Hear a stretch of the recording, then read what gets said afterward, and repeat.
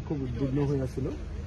এতিয়া মানে আকৌ এবাৰ লগ হ'বৰ কাৰণে আৰু কথাখিনি আলোচনাতে মুকলি মনেৰে পাতিবৰ কাৰণে এটা সুযোগ ডক্টৰ গোহাঁই ছাৰহঁতে আমাক দিছে। মই আশা কৰোঁ যে আজিৰ দিনটোৰ পাছত আৰু কোনো ধৰণৰ অনিশ্চয়তা নাথাকিব। যদি আমি সঁচাকৈ বিজেপিক হৰুৱাব খোজোঁ তেতিয়াহ'লে একলগ হ'বই লাগিব আৰু একলগ হোৱাটো এতিয়া সময়ৰ আহ্বান। আৰু যদি কোনোবাই একলগ নহয়, বিভিন্ন কাৰ্যসূচীৰে পলাই কাৰণে চেষ্টা কৰে, তেতিয়া বুজিব লাগিব যে তেওঁলোকে বিজেপিক জিকাব। সকলো ঠিকে থাকে, কিন্তু দেখিলোঁ পাব কংগ্ৰেছে আসনটো এৰি দিব নোখোজে শেষত। বাকীবিলাকেও চবেই ধুনীয়াকৈ সমিল মিলেৰে খেলিব খোজে। কংগ্ৰেছে আসনটো ইলেকশ্যনৰ সময়ত এৰি দিব নোখোজে।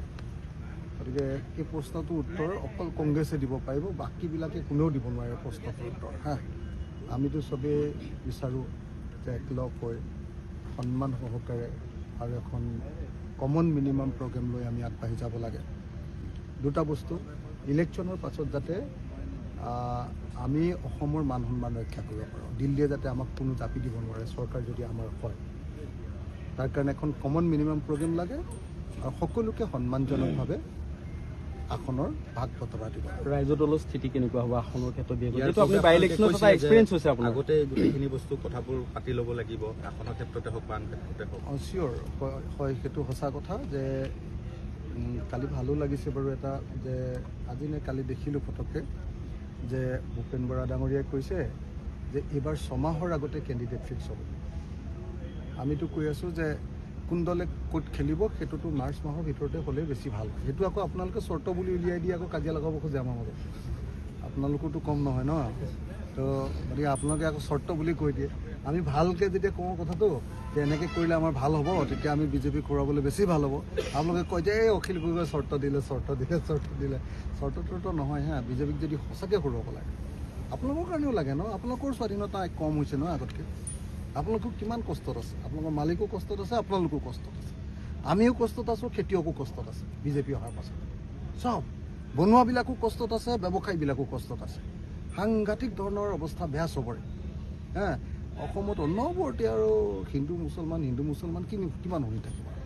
গোটেই দেশৰ সম্পদ গোটেই বাহিৰৰ কোম্পানীবিলাকক দি দিছে, এইটো কোনে মানি থাকিব কওক। সেইকাৰণে আমি বিজেপিক সঁচাকৈ অসমৰ পৰা খেদিব লাগে, অসমত পৰাভূত কৰিব লাগে। আৰু পৰাভূত কৰিবলৈ হ'লে আমি অলপ আগতীয়াকৈ ষ্ট্ৰেটেজি তৈয়াৰ কৰিব পাৰিব লাগিব।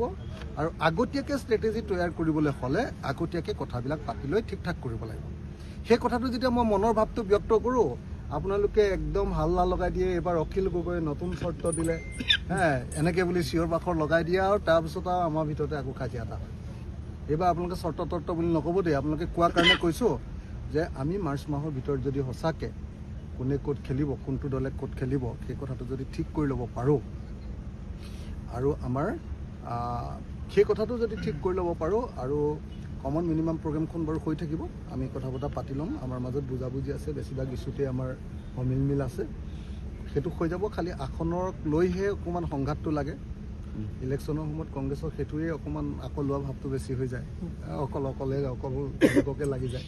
সেইটোতে গণ্ডগোলটো লাগি যায় ন। আৰু আমাৰ কাৰণে বহুত মানে বেয়া লাগে কি 4বাৰ ঠগ খাই গ'লোঁ। 4বাৰ এই অকল আমিয়ে চেক্ৰিফাইচ কৰি থাকিম নেকি সদায়? 4বাৰ প্ৰথমবাৰ ৰাম টাঙন দিলে আমাক, আমাৰ লগত একেলগে কৰিম বুলি কৈ আমাক ৰাম টাঙন খাই আকৌ আহিবলগীয়া হৈছে। এইটো এটা কথা চাবলৈ গ'লে যদি একত্ৰিত হ'ব বিচাৰিছে। বিজেপি খেদিব লাগে নে নাই? খেদিবতো লাগে, আপোনালোকৰ মতে নালাগে হয়নে নহয়? যদি বিজেপিক খেদিব লাগেতো গণ্ডগোল কৰিলেও আহিব লাগিব, লগ হ'বই লাগিব। আমি উপায় নাই আমাৰ। বিজেপিক খেদাটো আমাৰ জীৱনৰ পথ। এইবাৰ ছেক্ৰিফাইচ নকৰে? ছেক্ৰিফাইচ নহয় মানে সদায়তো এটা পাৰ্টিয়ে ছেক্ৰিফাইচ কৰে। 21